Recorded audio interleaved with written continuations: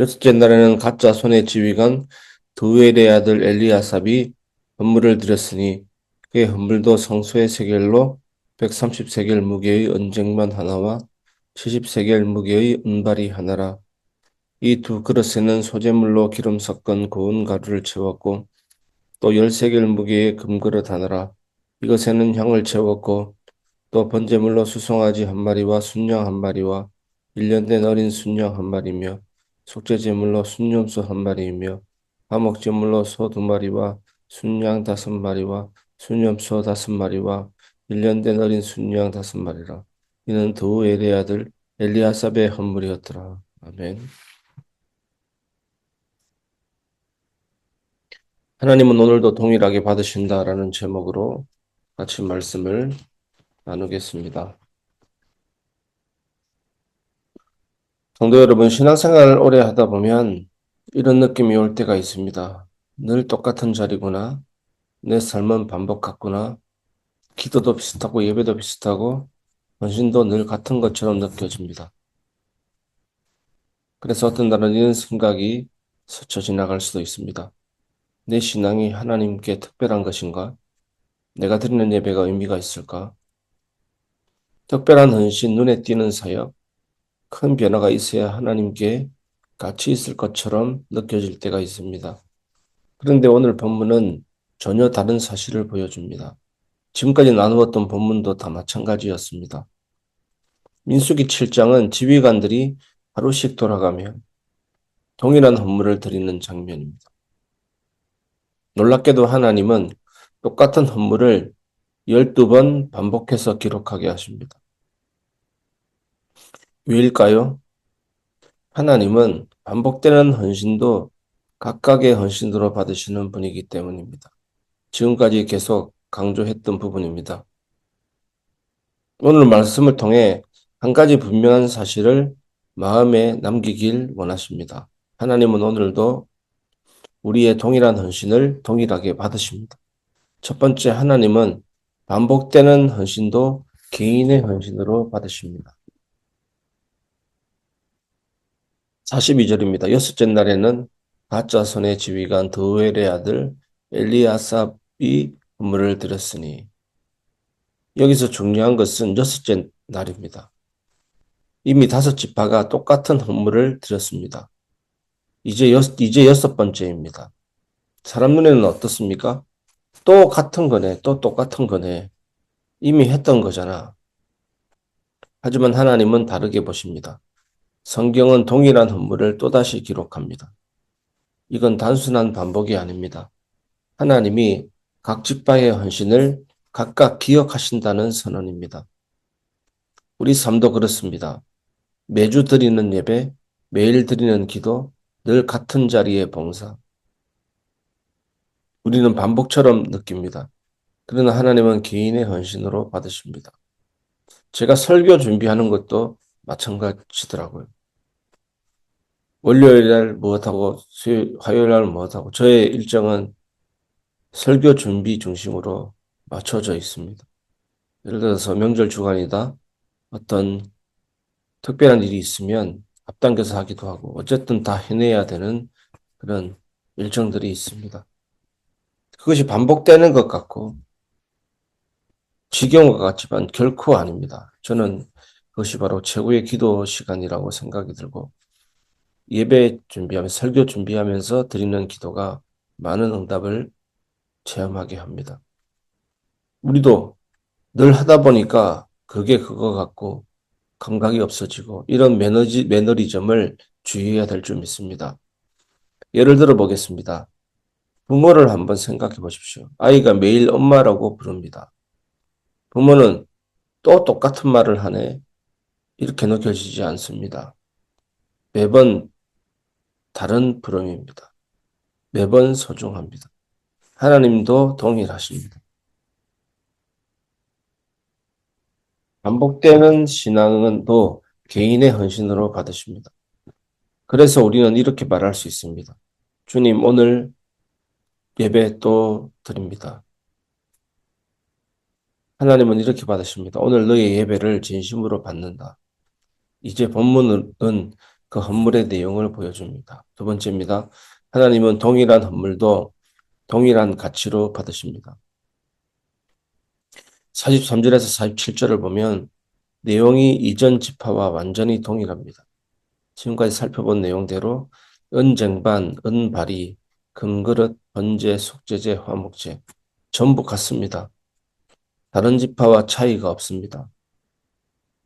양도 같고 종류도 같고 구성도 같습니다.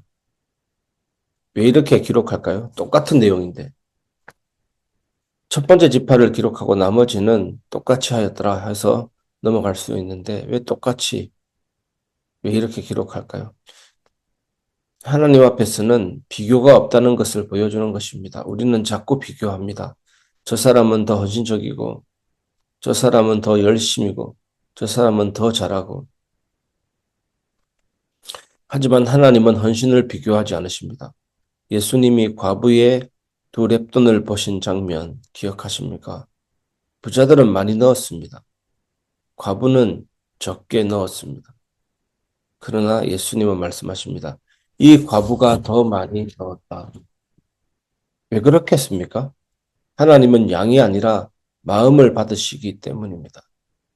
민수기 7장도 같은 메시지입니다. 지파마다 헌물은 같았습니다.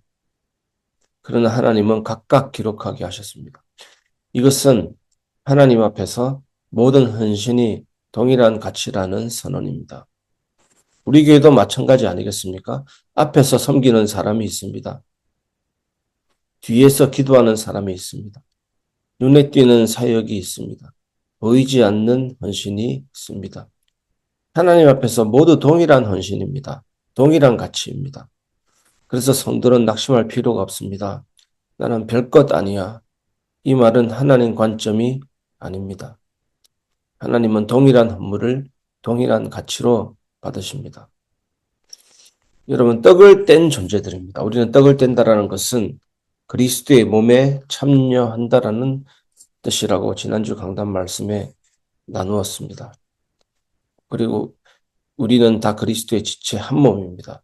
내 안에 그리스도 계시고 그리스도께서 목적지에도 계시고 모든 과정 속에도 계십니다. 우리는 온전히 주님과 함께 걸어가는 자들입니다. 세 번째, 하나님은 동일한 헌신을 공동체를 세우는 은혜로 사용하십니다. 민수기 7장의 구조를 보면 놀라운 사실이 있습니다. 12지파가 동일한 헌물을 드리는 모습입니다. 결과는 무엇입니까? 성막봉헌, 이렇게 해서 성막봉헌이 완성됩니다. 하나님의 임재가 공동체 가운데 세워집니다. 즉 각자의 동일한 헌신이 모여 하나님의 거처가 완성된 것입니다. 공동체가 이루어지는 것입니다. 우리 교회도 그렇습니다. 설교하는 목사, 섬기는 전도사님, 그 다음에 목자, 부목자님들, 기관장들, 식사봉사로, 재정봉사로, 방송봉사로, 찬양팀으로 이런 헌신들이 모여서 하나님의 거처가 완성되고 교회가 교회다워지고 공동체가 공동체다워지는 것입니다. 교회도 똑같습니다. 누군가의 예배, 누군가의 기도, 누군가의 헌신, 누군가의 섬김, 이 반복되는 동일한 헌신들이 모여 교회를 세우고 이루게 됩니다. 그래서 기도해야 될 줄 믿습니다. 운동을 예로 들어보겠습니다. 축구팀은 스타 한 명으로 운영되지 않습니다. 패스, 수비, 움직임, 반복 훈련, 같은 플레이의 반복입니다. 그 반복이 팀을 만듭니다. 어떤 반복입니까? 어떤 권투는 혼자 잘하면 됩니다. 펜싱도 혼자 잘하면 됩니다. 하지만 축구는 팀으로 움직입니다. 팀 훈련이 잘 된 팀은요, 한 몸처럼 움직이면서 어떤 팀들도 무너뜨립니다. 그런데 축구팀 안에 보면 꼭 내가 골을 넣겠다라는 욕심, 골 욕심을 가진 사람이 있습니다. 반칙도 아닙니다. 불법도 아닙니다. 가합니다. 하지만 옆에 있는 사람에게 패스 안 하고 자기가 패스하다 실패해버리면 팀 분위기를 망치게 되는 것입니다. 교회도 같습니다. 매주 예배 매주 기도, 매주 섬김. 이 동일한 헌신이 공동체를 만드는 것입니다. 그래서 하나님은 민수기 7장을 반복으로 기록하신 것입니다. 너희의 동일한 헌신이 나의 거처를 세운다. 성도 여러분, 이것은 큰 위로입니다. 우리 신앙이 화려하지 않아도 됩니다. 특별하지 않아도 됩니다. 늘 같은 자리라도 괜찮습니다. 하나님은 동일한 헌신을 공동체를 세우는 은혜로 사용하십니다. 말씀을 마무리하겠습니다. 하나님은 오늘도 동일하게 받으신다. 성도 여러분, 우리의 신앙은 때로 반복처럼 느껴집니다. 그러나 하나님께서는 반복이 아니라 오늘의 헌신입니다. 오늘의 예배, 오늘의 기도, 오늘의 순종. 하나님은 처음처럼 받으십니다. 민수기 7장은 말합니다. 같은 헌신도 하나님께 각각의 헌신이다. 그러므로 우리는 낙심할 필요가 없습니다. 비교할 필요 없습니다. 멈출 이유도 없습니다.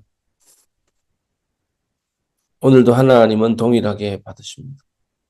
그래서 우리는 오늘도 동일하게 드릴 수 있습니다. 이 동일한 은혜가 우리를 붙들고 이 동일한 헌신이 교회를 세웁니다. 그래서 우리는 계속 갑니다. 오늘도 드립니다. 하나님은 오늘도 받으십니다. 여러분에게 크신 은혜가 있기를 주 예수님의 이름으로 축복합니다.